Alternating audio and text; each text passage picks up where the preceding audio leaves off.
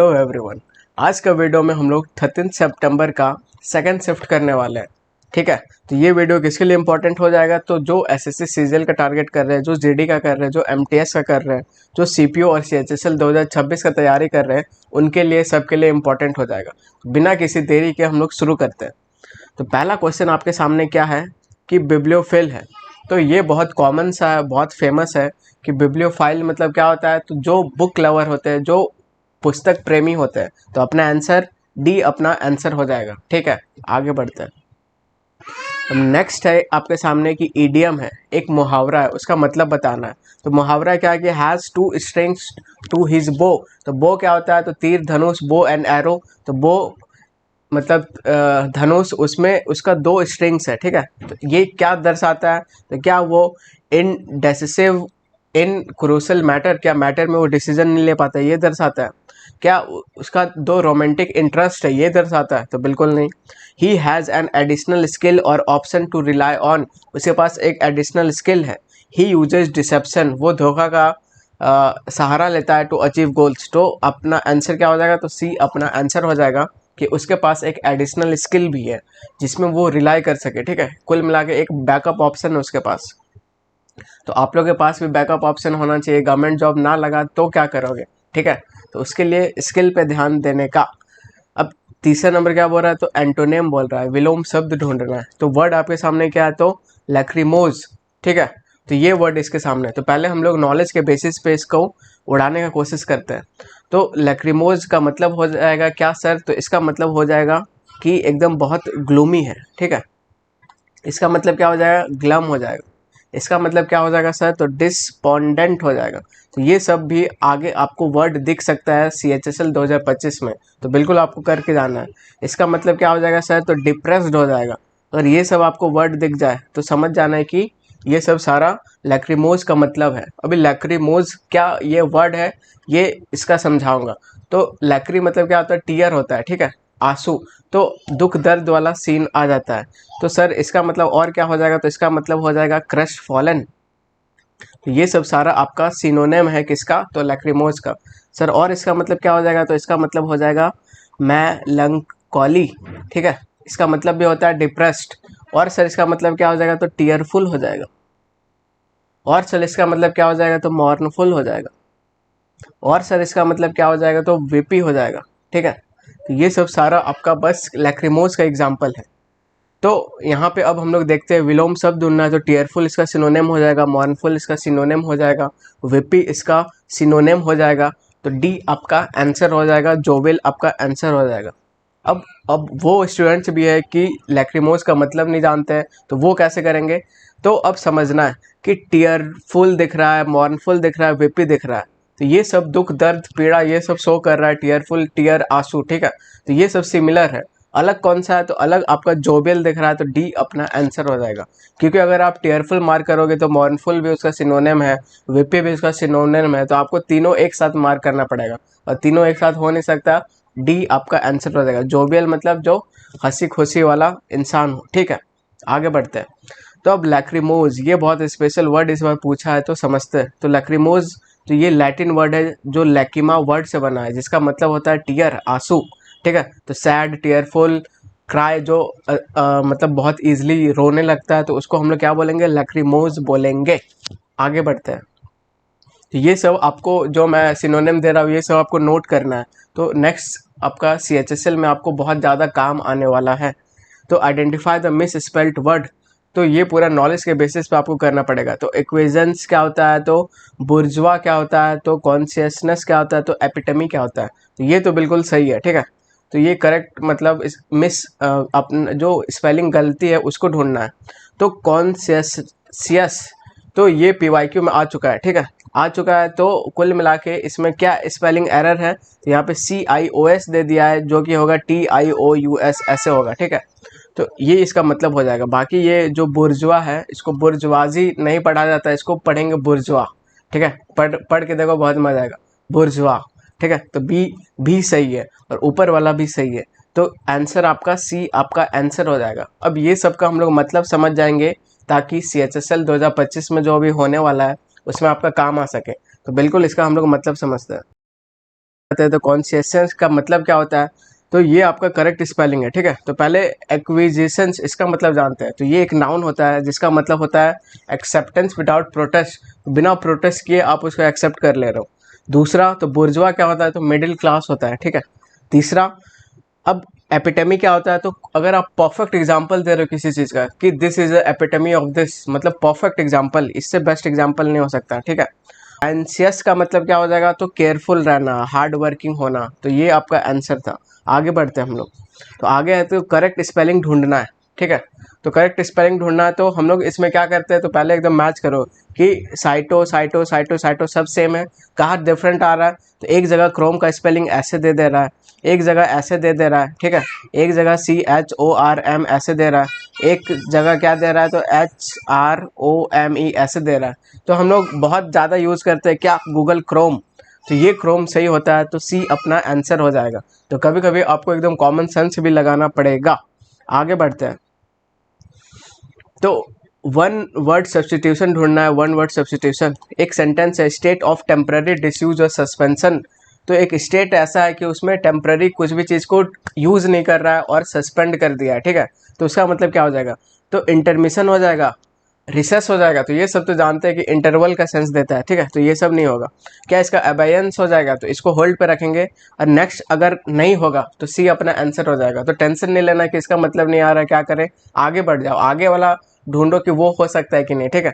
तो डोरमेंसी क्या होता है कि वो अभी वो इनएक्टिव फेज में है, लेकिन कुछ दिन के बाद एक्टिव होगा, ठीक है। ये तो भी अलग ही मतलब दे रहा है, तो C अपना आंसर हो जाएगा। तो ऐसे आपको मार्क करना है और हड़बड़ाना नहीं है, एकदम ध्यान ध्यान से माइंड को शांत रखना है, कुछ ना कुछ सॉल्यूशन निकलेगा, आप बना के जाओगे। तो अबेयंस आपका आंसर हो जाएगा, तो इसका मतलब यही हो जाएगा कि कुछ भी चीज़ टेम्पररी सस्पेंड किया गया है, ठीक है। तो अबेयंस का क्या हो जाएगा मतलब, तो लॉज है, राइट्स है, डिसीजन है, वो अभी टेम्पररी इनएक्टिव है, सस्पेंड है और यूज में नहीं है। आगे बढ़ते हैं, 7th नंबर क्या है, तो the analyst found the correlation to be dash marginal to the influence policy, ठीक है। अब नीचे आते हैं, तो टू आएगा, वेरी आएगा, सो आएगा और एज आएगा, तो इसका आंसर क्या हो जाएगा, इसका आंसर ए, आपका आंसर 2 हो जाएगा। अब ये 2 क्या होता है, तो सर ये होता है एडवर्ब, ठीक है। और ये चीज़ क्या दर्शाता है, तो मोर देन रिक्वायर्ड, आवश्यकता से अधिक चीज़ को दर्शाता है। दूसरा बात सर, 2 के बाद हमेशा हम लोग नेगेटिव वर्ड लिखते हैं, ठीक है, नेगेटिव वर्ड लिखते हैं।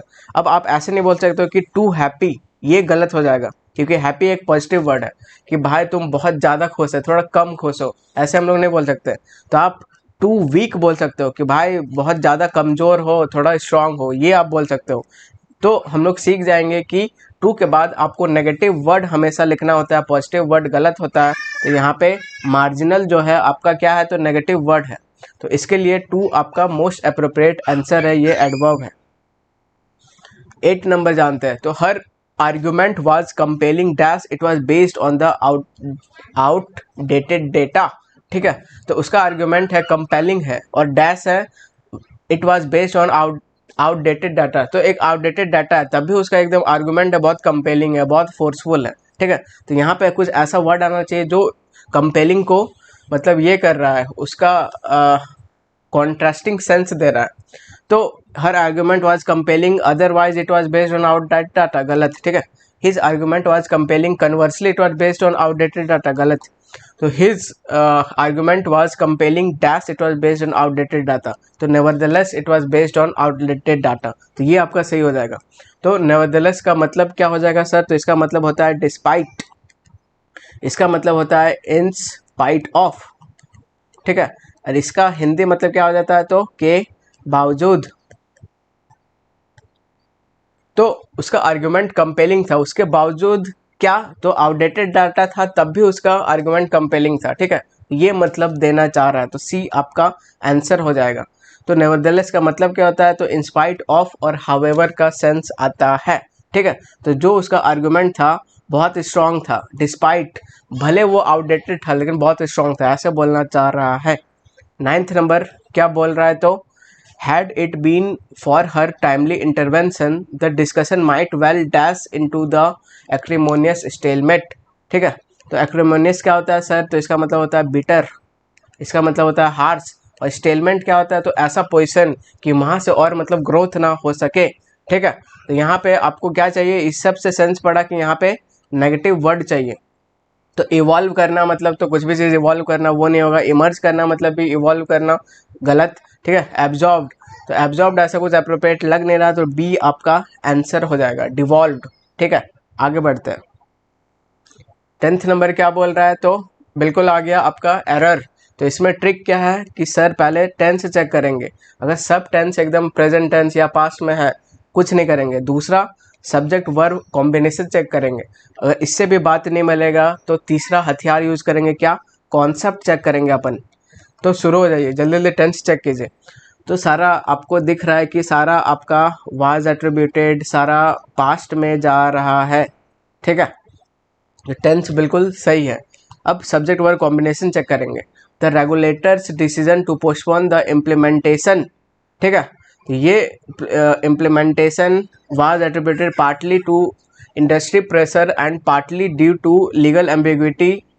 तो सारा नज़र आ रहा है कि regulator decision postpone the implementation, तो ये सिंगुलर है तो वाज भी आया है, तो ये भी सही है। अब हम लोग तीसरा अपना हथियार डालेंगे, क्या, कॉन्सेप्ट चेक करेंगे। तो जल्दी जल्दी इसको भी चेक करना है। तो वाज एट्रीब्यूटेड पार्टली टू, ठीक है। तो पार्टली टू इधर दिख रहा है इंडस्ट्री प्रेशर, एंड पार्टली इधर भी दिख रहा है ड्यू टू लीगल एम्बिग्विटी। तो क्या आपको कुछ नज़र आया कि पार्टली के बाद यहाँ तो टू प्लस इंडस्ट्री है और पार्टली के बाद यहाँ पे ड्यू टू कर दिया, ठीक है। तो ये समझ में आया। दूसरा चीज़ हम लोग क्या जानते हैं कि जो एंड होता है अपना इक्वल इक्वल रैंक को कंपेयर करने का काम करता है। अगर इधर पॉजिटिव है एंड के पहले तो इधर भी पॉजिटिव होगा, अगर इधर नेगेटिव है तो इधर भी नेगेटिव होगा, और इधर अगर आपका पार्टली प्लस टू है तो उधर भी पार्टली प्लस टू होना चाहिए। बीच में ऐसा ड्यू आप नहीं लगा सकते हो। अगर इधर आपका टू प्लस वी1 है तो एंड के बाद भी टू प्लस वी1 आना चाहिए, ठीक है। तो इक्वल इक्वल चीज़ आना चाहिए। तो क्या आपको समझ आया किस पार्ट पे एरर है, तो सी पार्ट पे एरर है, सी अपना आंसर हो जाएगा। आगे बढ़ जाएंगे। 11th नंबर क्या बोल रहा है, तो एरर पूछना है। तो पहले टेंस चेक करेंगे, दूसरा सब्जेक्ट वर्ब कॉम्बिनेशन, तीसरा तो तीसरा सर हम कॉन्सेप्ट चेक करेंगे।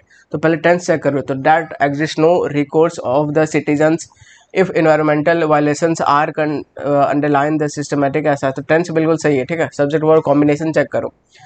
दूसरा हथियार हम लोग यूज करने वाले थे, that there exist no records for citizens, ठीक है। तो ये पूरा क्या है, तो ये एक आपका क्लॉज है। कौन सा क्लॉज है, तो नाउन क्लॉज है, और इसको देखेंगे कि सिंगुलर है कि प्लूरल है।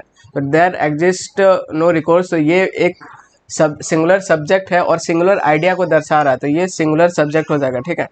तो अब इसका चेक करेंगे कि सिंगुलर वर्ब इसको चाहिए, तो सिंगुलर वर्ब है कि प्लूरल वर्ब है। तो अब हम लोग देख रहे हैं कि यहाँ के बाद इफ इन्वायरमेंटल अलग अपना शुरू हो जा रहा है, ठीक है।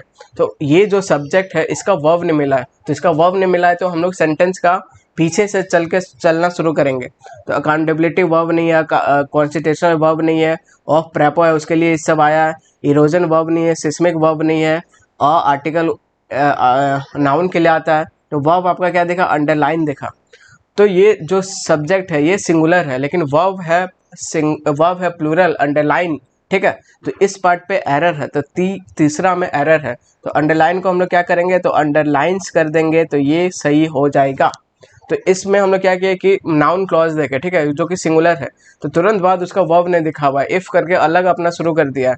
तो हम लोग सेंटेंस का लास्ट से आएंगे, तो वर्ब जहाँ दिखेगा तो इधर वाला का वर्ब आपका अंडरलाइन है, तो यहाँ अंडरलाइन होना चाहिए, तो सी आपका आंसर हो जाएगा। 12 नंबर क्या है, तो चेंज एक्टिव इनटू पैसिव। तो इसमें बस हम लोग वॉइस चेक करेंगे और क्वेश्चन उड़ा देंगे। बाकी बच्चे सब्जेक्ट वर्ब इधर उधर करके चेंज करेंगे, लेकिन हम लोग बस वॉइस चेक करेंगे। तो वॉइस चेक करना शुरू कीजिए। तो शैल हैव डिस्पैच्ड, ठीक है।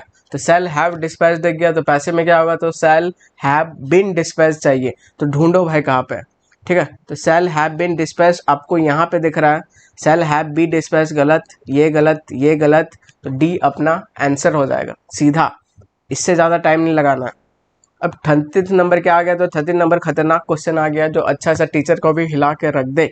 तो लेकिन आप लोग मेरे साथ हो तो आप लोग को मार्केट से अप रखूँगा, ये मेरा गारंटी है, ठीक है। तो ये होमोनिम वाला क्वेश्चन आ गया, ठीक है। तो इसको हम लोग समझते हैं। तो होमोनिम क्या होता है, तो सिमिलर साउंड करेगा लेकिन मीनिंग डिफरेंट रहेगा। तो आपके सामने वर्ड क्या है, तो oriel, the medieval oriel window projected elegantly from the chapel wall. तो ओरियल क्या होता है सर, पहले ये समझते हैं हम लोग। तो ओरियल क्या होता है, तो मैं आपको समझाता हूँ कि ये एक तरीका का विंडो होता है जो कि आउटर एरिया पे लगा रहता है, ऐसे जैसा आपको पिक्चर में दिख रहा है। तो इसको हम लोग ओरियल विंडो बोलेंगे। ये वाला बात समझ में आ गया, ठीक है। तो ये वाला ओरियल विंडो का सेंस जहाँ जहाँ आएगा वो आपका आंसर नहीं होगा, और ओरियल विंडो का सेंस जहाँ नहीं आएगा तो वो आपका आंसर हो जाएगा। अपने को डिफरेंट मीनिंग चाहिए। तो elegantly from the chapel wall, तो चैपल वॉल क्या होता है सर, तो चैपल वॉल होता है आपका ये कुछ ऐसे दिखता है वो। अब हम लोग मीनिंग समझ गए, अब चेक करना शुरू करेंगे। तो पहला ए नंबर चेक करते हैं। द प्रीस्ट है, द प्रीस्ट क्या कर रहा है, the priest admired the sunlight filtering through the Oryol. जो प्रीस्ट है, जो पंडित है, वो सनलाइट को मतलब ओरियल से आने दे रहा है, मतलब विंडो का सेंस आ रहा है। ये आपका आंसर नहीं है। The duke stood by the oriel gazing at the courtyard. तो कोर्टयार्ड होता है, उसमें ड्यूक जो होता है ये मतलब बढ़िया पोस्ट ओन करता है उस जगह पे, ठीक है। तो ये भी आंसर नहीं होगा क्योंकि कोर्टयार्ड का बात हो रहा है, उसमें से ओरियल विंडो हो सकता है। अब डी पढ़ते हैं। The stained glass oriel was restored by the artisans, ठीक है। तो ग्लास है, कुछ शीशा का ओरियल विंडो बिल्कुल हो सकता है। डी भी आपका आंसर नहीं, तो सी आपका आंसर हो जाएगा। The technician adjusted the frequency on the Oryol. तो कुछ फ्रीक्वेंसी को सेट किया वो ओरियल में। तो ये ओरियल का मतलब यहाँ पे विंडो नहीं आ रहा है, आउटर विंडो नहीं आ रहा है, क्या आ रहा है, तो ये ओरियल का मतलब एक मशीन आ रहा है जिसका टेक्नीशियन क्या कर रहा है, तो फ्रीक्वेंसी चेंज कर रहा है। तो मशीन ओरियल वाला कुछ ऐसे होता है, ठीक है। तो आगे बढ़ते हैं। तो 14th नंबर क्या पूछ रहा है, तो 14 नंबर पूछ रहा है कि पैसिव टू एक्टिव करना है, एक्टिव टू पैसिव नहीं, पैसिव टू एक्टिव करना है, ठीक है। तो बस हम लोग किस पे ध्यान देंगे, तो वर्ब फॉर्म में ध्यान देंगे और कहीं ध्यान नहीं देंगे। तो यहाँ पे क्या दिया है, तो विल बी प्रिंटेड दिया हुआ है। तो बस आपको विल प्रिंट ढूंढना है, आपका आंसर आपके सामने आ जाएगा। तो विल प्रिंट कहाँ दिख रहा है, तो एक जगह दिख रहा है, तो बी आपका आंसर हो जाएगा। इससे ज़्यादा टाइम नहीं देंगे। अब आरसी आ गया, ठीक है। तो पैसेज को आपको रीड करना है, उसके बाद आंसर देना है। तो बच्चे यहाँ से यहाँ पढ़ना शुरू करेंगे, लास्ट आते आते फिर शुरू का भूल जाएंगे। तो वो हम लोग नहीं करेंगे, हम लोग पहले क्वेश्चन मार्क करेंगे। तो अकॉर्डिंग टू पैसेज ये सब पढ़ना भी नहीं है, ठीक है। तो विच quality is most crucial for entrepreneurs. तो कौन सा क्वालिटी, तो ओबीडियंस है, रेजिलियंस है, डेलीगेशन है, कन्फर्मिटी है। तो ये हम लोग ढूंढेंगे। आगे बढ़ते हैं। तो why is employment often psychological comforting as per the passage. तो जो एम्प्लॉयमेंट है वो मतलब कंफर्टिंग फील क्यों होता है। It allows flexible intervention, it eliminates need for competition, it provides hierarchy and reduce risk, it ensures rapid promotion, ठीक है। तो ये हम लोग देखेंगे। तो how does the passage describe societal views. तो सोसाइटी का व्यू पैसेज कैसे डिस्क्राइब कर रहा है, टुवार्ड्स किसके तरफ, तो एंटरप्रेन्योर की तरफ, ठीक है। तो ऑलवेज सपोर्टिव, तो ये ऑप्शन तो मैं देखते ही उड़ा दूंगा, क्यों, क्योंकि ऑलवेज एक एक्सट्रीम वर्ड है, ठीक है। तो ये ऑप्शन देखते ही उड़ जाएगा। अनएम्सली डिसमिसिव, ठीक है, ओवरवेलमिंगली नेगेटिव, और स्केप्टिकल अंटिल प्रूवन सक्सेस। तो इसको हम लोग चेक करेंगे आगे। What is the implied by the absence of assured income. तो ये वर्ड जहाँ दिखेगा मैं वहाँ धीरे हो जाऊंगा, समझने की कोशिश करूंगा कि एब्सेंस ऑफ अश्योर्ड इनकम क्या है इन द, ठीक है। तो एंटरप्रेन्योर्स ऑलवेज वर्क वॉलेंटली। तो ये ऑप्शन भी देखते ही मैं उड़ा दूंगा, क्योंकि ऑलवेज एक एक्सट्रीम वर्ड दिख गया, ठीक है। तो एक्सट्रीम वर्ड कभी भी आंसर नहीं होता है कि हमेशा ही गलत है, हमेशा ही सही है। तो ऑलवेज एक एक्सट्रीम वर्ड है जो कि गलत है। नो फिक्स सैलरी और stable profits are guaranteed from the start, ठीक है। तो ये सब एक्सट्रीम दिख रहा है। Income is control by the government, तो ये हम लोग चेक करेंगे। What does dichotomy. तो डाइकोटॉमी में आपका डाई दिख रहा है, ठीक है। इसका मतलब क्या होता है, टू। तो ऑप्शन में ऐसा कुछ होगा जिसका टू का मीनिंग दे रहा हो। तो क्या दिख रहा है, a shared understanding, a mutual advantage, a clear division between the two contrasting things. तो क्या आपको नहीं लग रहा है कि सी आंसर होगा। तो डाइकोटॉमी तो दो का बात भी हो रहा है, ठीक है। तो ये सब कुछ कुछ बहुत ज़्यादा स्मार्ट स्ट्रैटेजी है जो आपको यूज़ करना है। भले हम लोग पढ़ लेंगे, ठीक है, संतुष्टि के लिए, लेकिन यही आंसर होगा, आप साफ दिख रहा है। आगे बढ़ते हैं। अब सारा पैसेज रीड करना शुरू करेंगे और जो जो हम लोग मार्क किए वो हम लोग चेक करेंगे, ठीक है। तो जहाँ जहाँ आंसर मिल जाएगा मैं आपके लिए हाईलाइट कर दूंगा।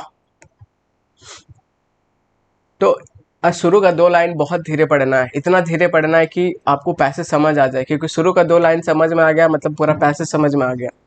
तो इन कंटेम्प्रेरी डिस्कोर्स, तो कंटेम्प्रेरी डिस्कोर्स में क्या हो रहा है तो समझते हैं। तो इन कंटेम्प्रेरी डिस्कोर्स द डिबेट चल रहा है बिटवीन किसके किसके बीच में, तो एंटरप्रेन्योरशिप और कन्वेंशनल एम्प्लॉयमेंट, इसके बीच में डिबेट चल रहा है। हैज़ गेंड, वो गेंड कर दिया रिमार्केबल ट्रैक्शन, ठीक है। While traditional employment offers predictability, लेकिन जो ट्रेडिशनल एम्प्लॉयमेंट है उसका कंपैरिजन हो रहा है, वो बोल रहा है कि वो प्रिडिक्टेबिलिटी दर्शाता है, स्ट्रक्चर्ड ग्रोथ दर्शाता है, डिफाइंड करियर ट्रैजेक्टरी दर्शाता है। लेकिन जो एंटरप्रेन्योरशिप आज वाला है ये अपील क्या करता है, तो सीकिंग ऑटोनॉमी, इनोवेशन करता है, potential for exponential return. However आगे क्या बोल रहा है, तो both parts are fraught with distinct advantage, तो दोनों का ही अपना घाटा है, नुकसान है, ठीक है। इनहेरेंट अनसर्टेनिटीज, तो जो employment particularly within the establish organisation, जो एम्प्लॉयमेंट एस्टेब्लिश ऑर्गेनाइजेशन में है वो क्या करता है, तो provide financial stability, social recognition and institutional support, ठीक है, ये सब देता है। Employees are not burdened with existential risk such as capital loss और मार्केट अनप्रेडिक्टेबिलिटी। इंस्टेड क्या, तो they operate frameworks of responsibility and hierarchy, तो रिस्पॉन्सिबिलिटी और हिरार्की का बात हो रहा है। वेयर कहाँ पे, तो risk is absorb by higher managerial levels, ठीक है, तो रिस्क उसका बात हो रहा है, हिरार्की का बात हो रहा है, रिस्पॉन्सिबिलिटी का बात हो रहा है। आगे पढ़ते हैं। For many this structure of psychological comfort had a clear road map of progress, ठीक है। कन्वर्सली उसके विपरीत में क्या, तो एंटरप्रेन्योरशिप डिमांड्स रेजिलियंस, तो ये क्या डिमांड्स करता है, तो रेजिलियंस, कि आपको एकदम टिके रहना है, ठीक है, तो ये डिमांड करता है। और क्या डिमांड करता है, तो रिसोर्सफुलनेस, कि आपको रिसोर्स में भी बहुत तगड़ा होना पड़ेगा। हाई टॉलरेंस एम्बिग्यूटी, कि अगर एम्बिग्यूटी आ गया, परेशानी आ गया, तब भी आपको टॉलरेंस रखना पड़ेगा। तो रेजिलियंस के बारे में बात हो रहा है, रिसोर्सफुलनेस, हाई टॉलरेंस के बारे में बात हो रहा है। तो इतना दूर हम लोग पढ़ लिए और बहुत चीज़ समझ में आ गया। तो इतना देर में हम लोग बहुत क्वेश्चन मार्क कर सकते हैं, लेकिन हम लोग पूरा पढ़ लेंगे, ठीक है। तो entrepreneurship must navigate volatile market, regulatory complexity, absence of assured income challenge, often underestimated by the aspirant, ठीक है। येट तब भी for those the high risk appetite and creative acumen, entrepreneurship promise करता है यूनिक फॉर्म ऑफ फुलफिलमेंट। ये allow करता है क्या, individuals to disrupt existing paradigms, build ventures from the ground up and possibility shape industries, ठीक है। तो मैं हर लाइन मतलब समझाने नहीं बैठूंगा, वीडियो बहुत ज़्यादा लेंदी हो जाता है, तो हम लोग जल्दी जल्दी करेंगे, ठीक है। सोसाइटल परसेप्शंस फर्दर कॉम्प्लिकेट करता है डायकोटॉमी, ठीक है। डायकोटॉमी को अब क्या है तो बताएगा। In many cultures study employment has seen as a hallmark of success, while जो एंटरप्रेन्योर वाला बात है ऑफन परसीव्ड रेकलेस और अनस्टेबल माना जाता है, तो ये डायकोटॉमी है। ये जो परसेप्शन है हावेवर इज ग्रेजुअली शिफ्ट कर रहा है, global startup ecosystem mature and innovation becomes synonymous with progress. The real decision therefore क्या लाई करता है किसमें, तो विच path is superior in aligning temperament, values और लॉन्ग टर्म, तो कौन सा बेस्ट है ये बताने की कोशिश कर रहा है ऑफ ईच रूट, ठीक है। अब लास्ट का 2 लाइन पढ़ते हैं। एंटरप्रेन्योरशिप में ऑफर लिबरेशन, ये आज़ादी को ये करता है, ऑफर करता है, not without sacrifice. Employment often provide security, employment जो है सिक्योरिटी प्रोवाइड करता है, but it come at the cost of creative constant, ठीक है।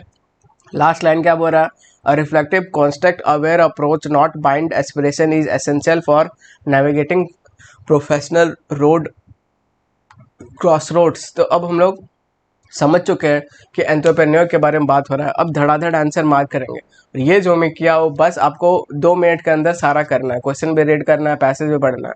तो क्वालिटी क्या दर्शा रहा है, ओबीडियंस दर्शा रहा है, गलत।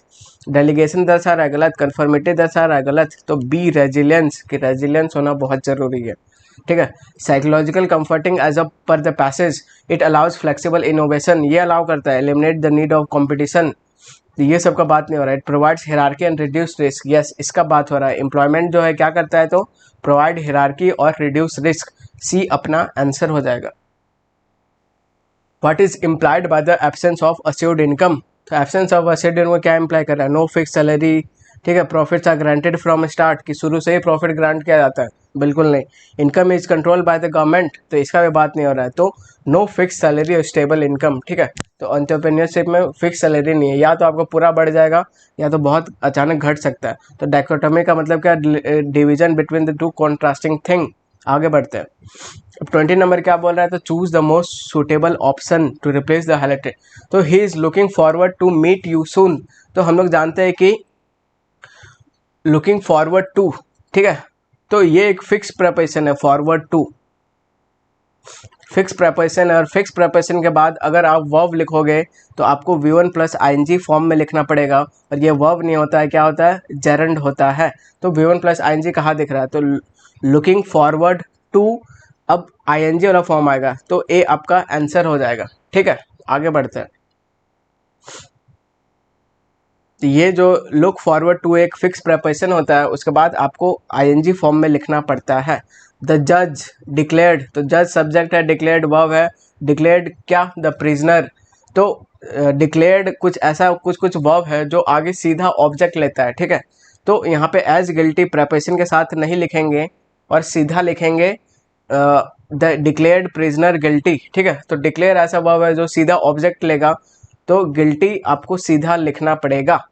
तो कुछ वर्ब होते हैं, जैसे कौन कौन से वर्ब होते हैं, तो डिक्लेयर हो गया, इलेक्ट हो गया, अपॉइंट, नेम, कंसिडर, ये सब वर्ब होते हैं। तो ये सब के साथ आपको एज नहीं लिखना चाहिए। एग्जाम्पल जैसे दे इलेक्टेड हिम प्रेसिडेंट। ठीक है, ये सही है, दे इलेक्टेड हिम एज प्रेसिडेंट, तो ये गलत है। ठीक है, तो कुछ वर्ब है इसके साथ आपको एज नहीं लिखना है, सुपरफ्लुअस हो जाता है, रिडंडेंट हो जाता है। तो 22 नंबर क्या बोल रहा है, तो डायरेक्ट स्पीच में दिया गया है, इसको इनडायरेक्ट फॉर्म में करना है। तो बस हम लोग डिटेल ज़्यादा मतलब सजा के नहीं करेंगे।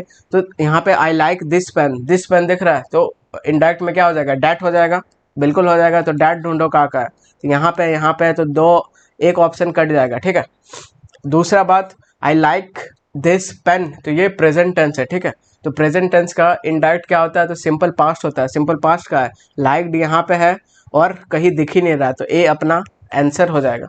बस स्मार्ट स्ट्रेटेजी यूज करेंगे, जल्दी करेंगे। 23 नंबर क्या बोल रहा है, तो इनडायरेक्ट में है, इसको क्या करना है, तो डायरेक्ट में करना है।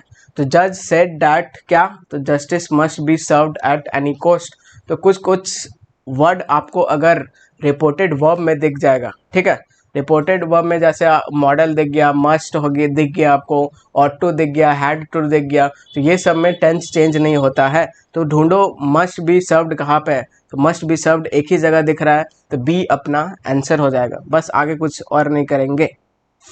तो कुछ वर्ब होता है। ठीक है, तो ये सब मैं अपना कोर्स में पढ़ाता भी हूँ कि when had plus third form दिख गया, हैड टू दिख गया, वुड दिख गया, could, should, must, might, ought to, ये सब दिख गया, तो इसमें टेंस चेंज नहीं होता है। तो एज इट इज आपको इनडायरेक्ट में है तो डायरेक्ट में एज इट इज चाहिए, डायरेक्ट में है तो इनडायरेक्ट में एज इट इज चाहिए। ठीक है, एग्जांपल जैसे he said to me you must pass the examination, इसको जब इनडायरेक्ट करोगे तो he told me that I must pass the examination. तो कुछ वर्ब है जिसमें टेंस चेंज नहीं होता है, तो ये आपको ध्यान में रखना है। अब 24 नंबर क्या है, तो 24 नंबर है पैराजंबल, 25 नंबर भी पैराजंबल। तो सबसे खतरनाक स्मार्ट स्ट्रेटेजी के साथ इसको हम लोग पढ़ेंगे, मतलब उड़ाएंगे। ठीक है, पढ़ने पे हम लोग ज़्यादा विश्वास नहीं करते हैं, तो हम लोग शुरू करते हैं। The rapid spread of misinformation and disinformation. ठीक है, तो इसमें इसको मैं होल्ड पे रखूँगा क्योंकि एग्जैक्ट पता नहीं चल रहा है कि इंट्रोडक्टरी लाइन है कि नहीं है, तो इसको मैं होल्ड पे रखूँगा। ठीक है, तो इसका ट्रिक क्या है, तो पहले आपको इंट्रोडक्टरी लाइन ढूंढना है, दूसरा कंक्लूजन लाइन लिखना है। इससे भी काम नहीं बनेगा तो पेयर बनाना शुरू करेंगे। तो ये इंट्रोडक्टरी लाइन 1 हो सकता है, तो इसको मैं होल्ड पे रखूँगा। दिस मेथड इन्वॉल्व्स, कौन सा मेथड, तो इंट्रोडक्टरी लाइन नहीं हो सकता है, तो 2 मैं काट दूंगा, 2 आपका आंसर नहीं होगा। दिस फेनोमेना, कौन सा फेनोमेना, तो 3 भी आपका इंट्रोडक्टरी लाइन नहीं हो सकता है। तो 2 ऑप्शन तो भाई आप मतलब ऐसे ही उड़ा दे रहे हो बिना पढ़े। ठीक है, अब 1 दोनों में दिख रहा है, तो 1 आपका इंट्रोडक्टरी लाइन है, तो इसको आप पढ़ लोगे। The rapid spread of misinformation, तो स्प्रेड ऑफ मिस इन्फॉर्मेशन का बात हो रहा है। Disinformation on social media platform represent करता है क्या, major challenge to public discourse. तो जो सोशल मीडिया का प्लेटफॉर्म है ये चैलेंज की तरह आ रहा है। ठीक है, तो इसके बाद या तो 3 आना चाहिए या तो 4 आना चाहिए। तो इसको पहले पढ़ते हैं, तो पहले मैं 4 पढ़ता हूँ। तो यहाँ पे सोशल मीडिया का बात हो रहा है और मेजर चैलेंज का बात हो रहा है। अब आगे, as a result the professional fact checking organisation have emerged as a critical line of defence against the proliferation. तो अभी एक लाइन शुरू हुआ नहीं, सीधा आप रिजल्ट बताने लगोगे, ऐसा तो होगा नहीं। ये तीसरा चौथा लाइन में आना चाहिए रिजल्ट का बात। ठीक है, तो 1 के बाद तुरंत 4 आना मतलब थोड़ा डाउट आ रहा है, ठीक है। अब 3 पढ़ लेते हैं तो ज़्यादा श्योर हो जाएंगे। तो इधर ऐसा बात किया तो दिस फेनोमेना कैन, और ये फेनोमेना क्या, तो Erode public trust in news sources and undermine informed decision making democratic. तो बिल्कुल 1 के बाद आपका 3 जा रहा है कि वो मिस इन्फॉर्मेशन डिसीजन में बात कर रहा है और जो मेजर चैलेंज पोज कर रहा है। और आगे तो ये फेनोमेना क्या कर रहा है, तो इरोड कर रहा है public trust of news sources. तो ये ठीक है, तो 1 के बाद 3 एकदम कंफर्म आना ही चाहिए। तो सी आपका आंसर हो जाएगा। अब लास्ट क्वेश्चन क्या है, तो फिर आपका पैराजम्बल है। तो पहले हम लोग कंक्लूजन इंट्रोडक्टरी लाइन चेक करेंगे, फिर कंक्लूडिंग लाइन, लास्ट में पेयर बनाएंगे। तो शुरू हो जाओ। तो it is a process, it is a process, तो कौन सा प्रोसेस पहले बताओ तो, ठीक है। तो 1 आपका नहीं होगा, तो 1 काट देंगे। Research is a foundational pillar, तो इसको मैं होल्ड पे रखूंगा, ठीक है। तीसरा दिस कैन बी इधर, तो दिस कैन बी क्या, तो 3 भी आपका इंट्रोडक्टरी लाइन नहीं होगा, 3 भी मैं काट दूंगा। अब लास्ट वाला चेक करते हैं। The findings of the investigation, कौन सा इन्वेस्टिगेशन, कौन सा फाइंडिंग, ठीक है। तो 4 भी नहीं होगा, तो ए आपका आंसर हो जाएगा, ए आपका इंट्रोडक्टरी लाइन हो जाएगा। तो research is a foundational pillar, तो बिल्कुल कुछ भी इंट्रोड्यूस करने का काम हो रहा है, तो ए अपना आंसर हो जाएगा। तो बहुत समय बचेगा भाई ऐसा स्मार्ट स्ट्रेटजी के साथ। तो बाकी मैं और भी बहुत ज़्यादा ट्रिक्स जानता हूँ, तो आगे जैसे जैसे वीडियो बढ़ेगा मैं सारा ट्रिक्स आपके सामने खोल के रख दूंगा, और आप लोग एकदम 5 मिनट के अंदर पूरा इंग्लिश का पेपर ख़त्म करके रख दोगे। तो अब नेक्स्ट का वीडियो में मिलते हैं। Till then take care and bye bye.